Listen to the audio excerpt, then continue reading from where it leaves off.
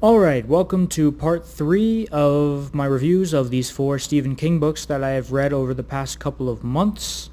I've really started getting into Stephen King novels, and the last 2 ones I have reviewed were Salem's Lot and 11/22/63, which you can see on my channel if you would like to go back and watch those reviews as well.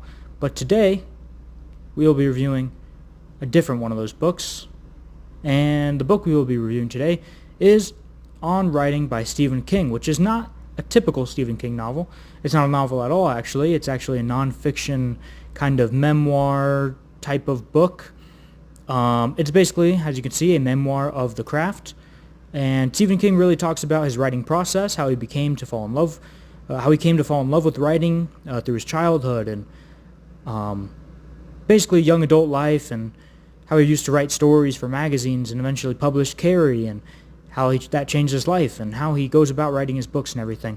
So you can see here, it's not as thick as a normal Stephen King novel, which usually get up to 600 pages at least, if not, the Stand is 1,400, and looking at the page count right here, you can kind of see 297 pages, so not even 300 pages, but it's very, very valuable. I'm someone that loves writing. Ever since I was a little kid, I've loved writing. Definitely want to publish one of my own books in the future. And this is basically a handbook for that. So there's different sections, what writing is, kind of starts out with that.